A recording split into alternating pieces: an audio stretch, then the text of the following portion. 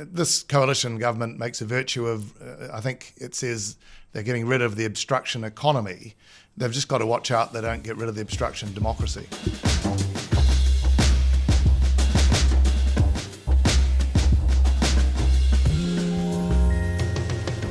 Hello and welcome to Raw Politics, Newsroom's weekly podcast and video chat on the big political issues. I'm Newsroom political editor Laura Walters, and with me in Wellington is senior political reporter Marc. Hello. Hi. And with us in Auckland is Newsroom co-editor Tim Murphy. Hi Laura, hi Marc. Hello. So, today on Raw Politics, we will be picking apart the data misuse allegations swirling around a South Auckland marae. We'll take a look at the endgame for Te Pāti Māori with its controversial form of activism, and in true newsroom style, dig into some constitutional questions on parliamentary urgency. And to wrap up, we will be offering you some recommendations. It is recess week at Parliament, and co-Deputy Prime Minister David Seymour has taken the wheel for the first time, with Christopher Luxon in the Pacific and Winston Peters in Southeast Asia. And so far, no big drama there. But that doesn't mean that it has been all quiet on the home front. The Post has had a flurry of stories from National Affairs editor Andrea Vance this week on the alleged misuse of census data and vaccination data at Manurewa Marae. It is quite a complex story, but essentially there have been some complaints in that the marae and Te Pāti Māori have used personal data collected through census and COVID-19 vaccination drives for political campaigning. As I said, Marc, this is quite a detailed story, isn't it? But I wondered if you might be able to kind of run us through the pertinent parts of Andrea's reporting. Yeah, so it's complex. There's always a lot of details here, but the kind of broad outline is the Te Pāti Māori is accused of using contact details for people gathered in the census drive last year, as well as during the COVID vaccination campaign, which is even ongoing now, in order to contact those people and encourage them to vote, and particularly to vote for Te Pāti Māori. It's an electorate seat, Māori electorate seat that Te Pāti Māori did win, but by a handful of votes. It was the slimmest margin in the country. And so, any hint of sort of impropriety there does raise the specter that an election was swung on that. Te Pāti Māori, importantly, has denied all of the accusations, but the suggestion is that the census details were photocopied and reused for that campaigning. Stats NZ, which runs the census, is looking into that, investigating. The Electoral Commission also received a complaint from Labour last year saying that 2 text messages had gone out to people in the area from the number that whānau ora used for COVID-19 vaccinations. The Electoral Commission looked at that and did refer it to the police, not for data misuse allegations, but for allegations that there wasn't a promoter statement that has to accompany all that election advertising. This statement is authorised by John Tamihere, et cetera, et cetera. So there are obviously quite a few parts to this story, Marc, as you have run us through. But I guess the guts of it is that this is very sensitive personal data, isn't it, that's meant to be used in a very kind of apolitical way that's important for government to hold for those very specific reasons, the census data gathering or to help people get vaccinated, in a public health emergency, essentially, and then those have been taken and used for, political campaigning. And as you said, all parties, both Te Pāti Māori as well as the Manurewa Marae and John Tamihere and the Whānau Ora Commissioning Agency are all strenuously denying these allegations. But it does really cast doubt, doesn't it, on this process that has been gone through and who has access to this very sensitive data and how it could potentially be used. Yeah. I also think that it's really important to mention or to kind of talk about the data collection process here. And this is, bear with us here because this might sound a little bit nerdy, but myself and my colleagues, David Williams and Emma Hatton, have all been writing quite a lot about data collection recently, the importance of data collection through census and through other government surveys and administrative data. How that's collected, the challenges with collecting it, especially from Māori communities, and how important it is to hold that good quality data in terms of, making sure that you're targeting your government programs, your government spending, your social investment programs to the right spaces. And that's something that this government has spoken about a lot, about the use of good quality data to target specific people in order to get the best kind of bang for buck and the best outcomes. So the way that Stats NZ has spoken about doing that going forward is partnering with communities like they did in this situation with Manurewa Marae, with Waipareira Trust. And they basically said that by partnering closely with these communities that already have trust, organisations that already have trust in their communities, that then they can get kind of better cut through with people, and these people that don't have a lot of trust for government agencies or for government kind of institutions are maybe more likely to, trust their local marae, to trust their local iwi. They're more likely to sit down and give their data, to fill out a form, a census form, if they are approached by someone that they know and that they trust. So Stats NZ thought that they had found kind of a fantastic new model, basically, a model that was going to work into the future until we're at the point where they can gather all of this data through kind of online forms, through administrative data, tax information, things like that. But of course, this throws doubt across that entire model. And while Stats NZ may very well do this investigation and find that there was no wrongdoing, I think that kind of the damage is done now. There's been doubt cast on this model, and are people going to trust their local iwi, with their census data in the future, or with their, very sensitive personal data? So I think that there are some, kind of ongoing or far-reaching implications here of these allegations, whether or not they are found to be true or not. Yeah. And I think the other thing it's important to kind of talk about is the implications for Te Pāti Māori as well. Yeah, well, there's been a strong reaction to the stories, and part of that is perhaps because of the person who's at the centre of them, I guess. John Tamihere is always a colourful character. He wears many hats. He's the head of the Whānau Ora Commissioning Agency, runs the Waipareira Trust, and of course is the president of Te Pāti Māori. Tim, with your expertise in all matters Tamihere, can you tell us a little bit about how he works into this, and what are the sort of takeaways here when you've got all of these hats to be managing, and one of them is very political? Yeah, John's a lightning rod. Part of his attraction to critics on both the right and also within some parts of Māoridom and the left is that he once was Labour and had a checkered history there, lived on the edge, said things he shouldn't have said, got sort of removed and moved on. He's done put it this way, he's done a significant and grown Waipareira Trust significantly out west in Auckland. He's a guy of charisma, forceful, gets his way, and some of his characteristics have been sort of detailed this week by a former staff member who's come out on Twitter, and then I think talking on the platform as well about what working for him was like, and the kind of boss and single-minded, my way or the highway kind of guy he is.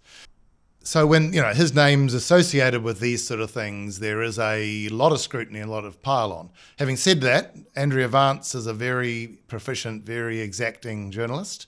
Her inquiry was detailed. She has sources that others of us aren't privy to.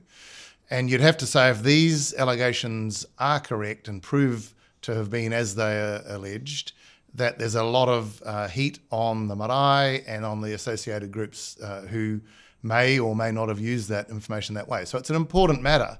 It's important also on a political party that he runs, that he used to criticise when he was a Labour MP, so he's got that history of doubt and changing, waka. So he now becomes a focal point of it, but whether he gets caught up by all this is another thing. He's managed over many years to avoid any direct result of inquiries like this, that things are just always a little bit hard to unpick with John and where he's been.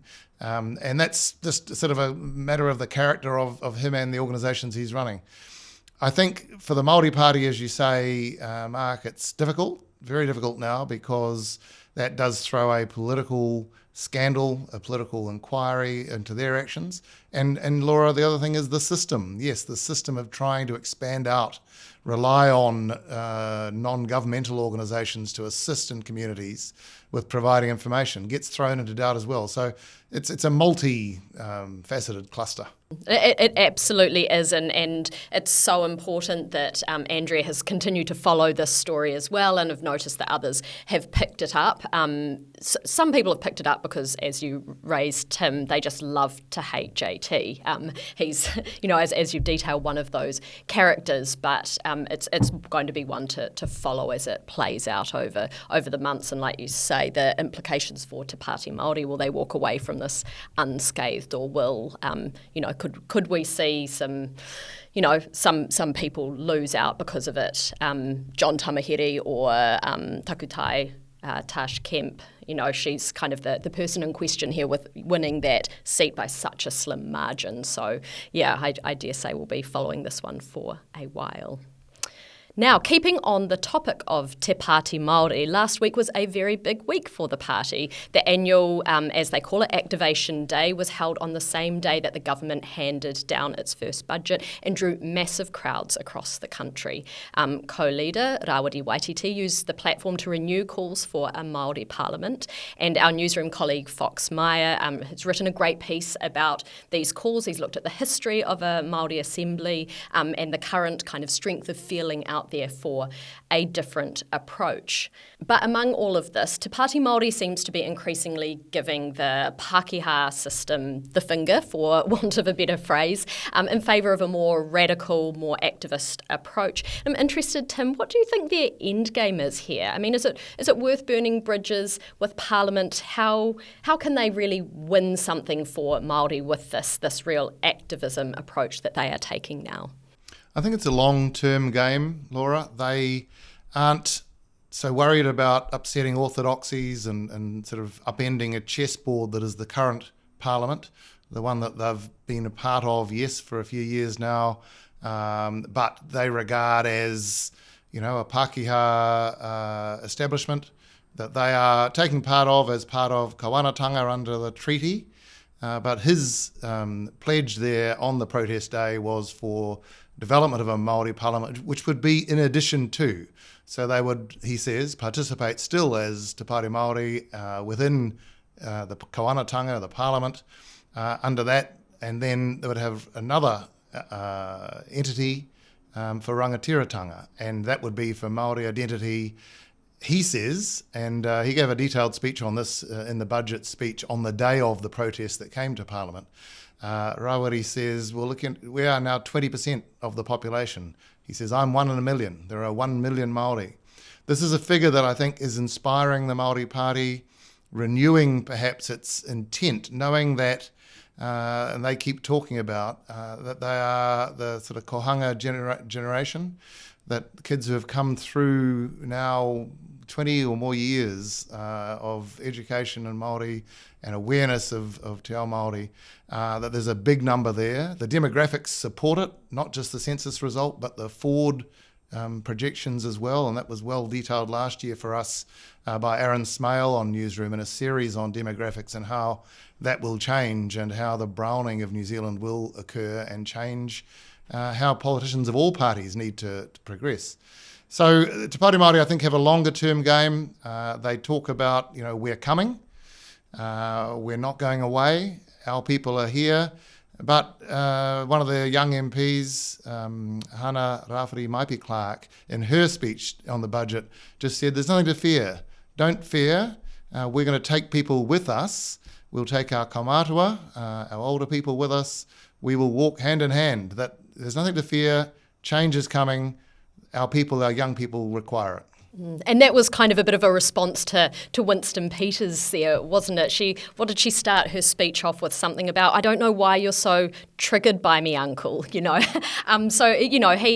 this constant battle between Te Pāti Māori and New Zealand First in the House, and it was interesting to see her stand up with such confidence and deliver that speech that you're talking about, Tim, as kind of the first representative of this kōhangareo generation that you mentioned. Yeah, plainly he symbolises in some ways the old guard and the old view of trying to sort of get incremental gain or sort of a blended bicultural result always from the system, that he is the system and he regards them as upstarts.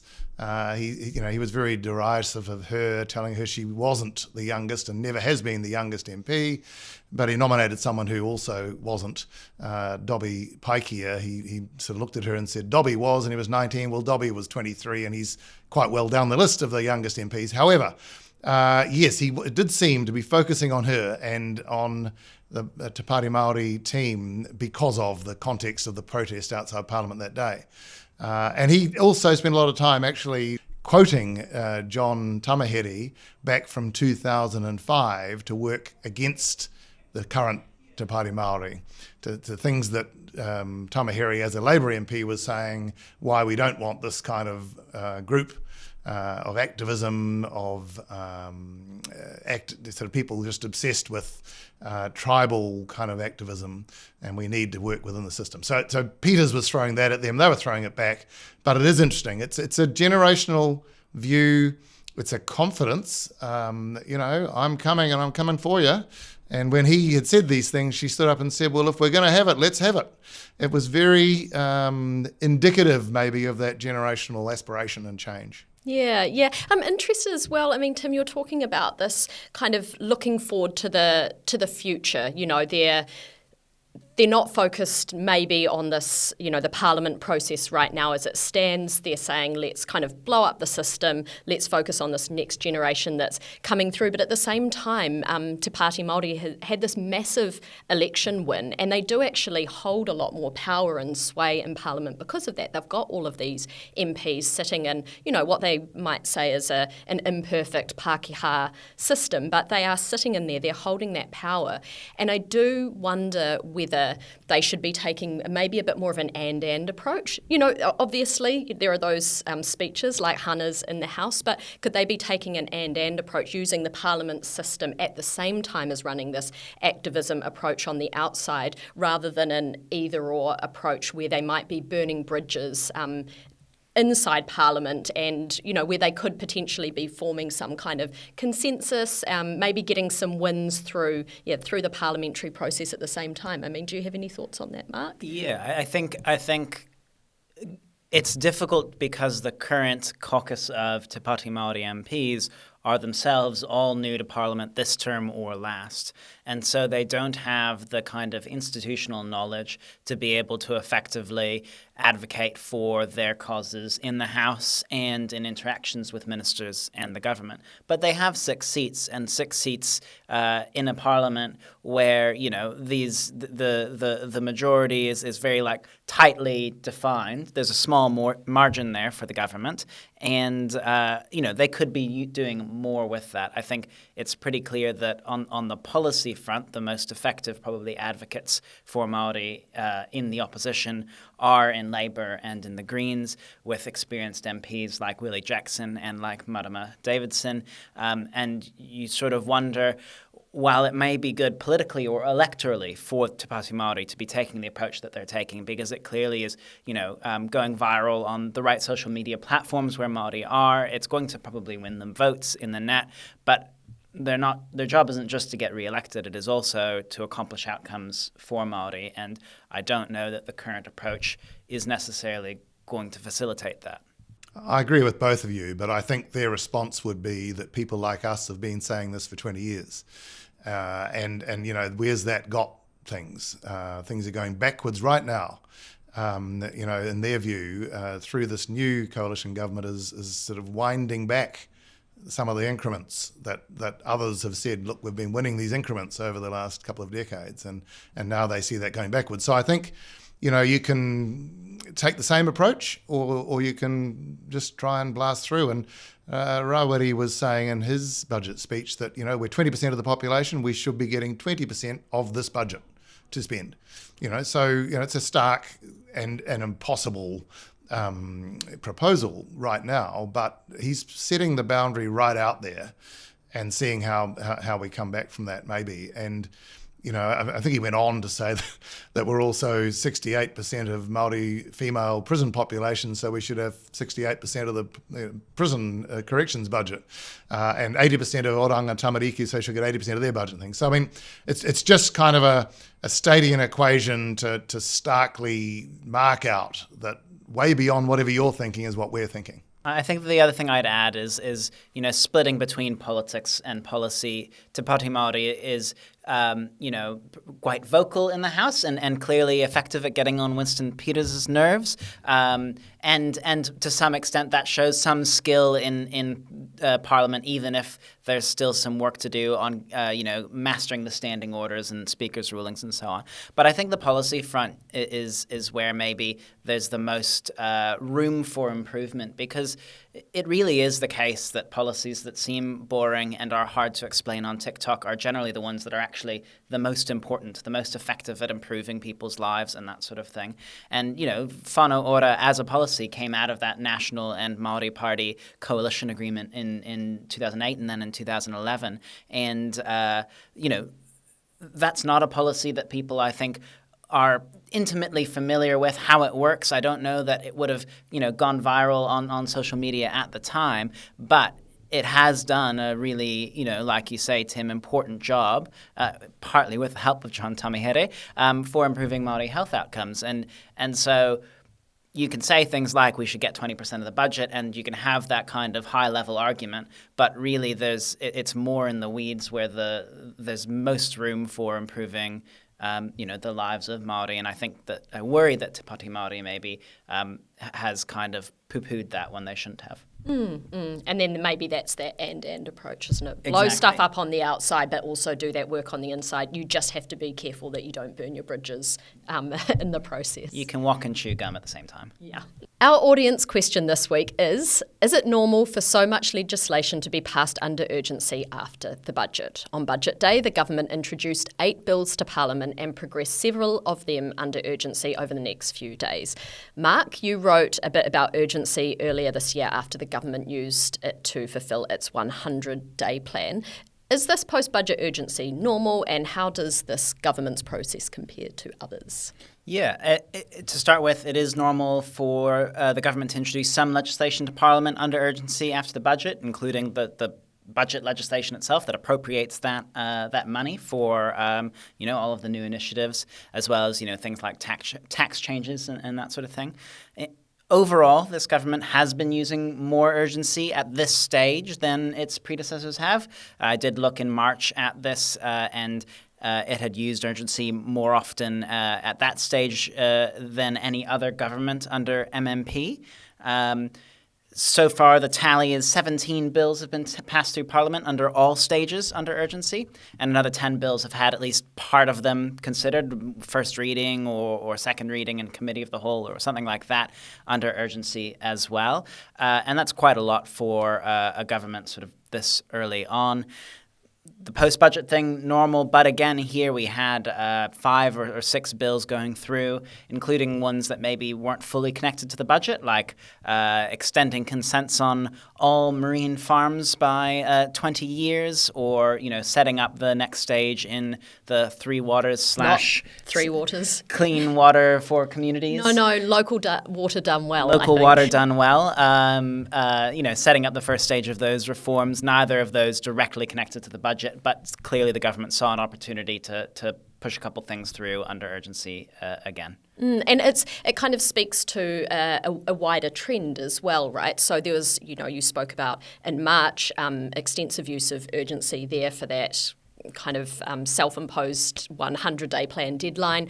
And then there is, has been some more urgency, but it's also the shortened select committee processes, the lack of consultation. You mentioned the local water done well, Three Waters by another name or whatever it is, that was really controversial, now has been pushed through under urgency, has a shorter consultation process. We've also had the Māori wards bill go through, and I think I was looking at this before, the time for people to submit to the select committee on that bill was from the 24th to the 29th of May. So incredibly controversial bill and proposal there that, is going to go through, but you'd expect that a lot of people would want to submit on, that would want to have their say, and they're not really being given that opportunity.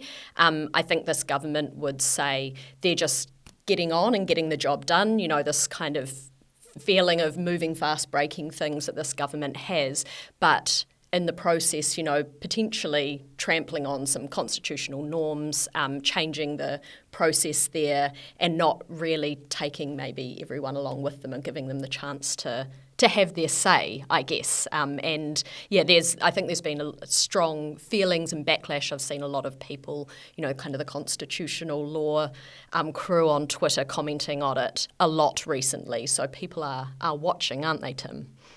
Yeah, the more important thing is the truncated time for the public to make their submissions and to get heard.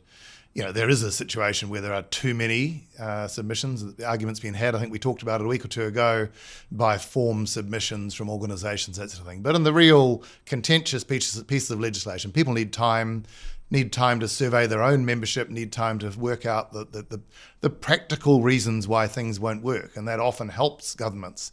So, this coalition government makes a virtue of, I think it says they're getting rid of the obstruction economy. They've just got to watch out they don't get rid of the obstruction democracy.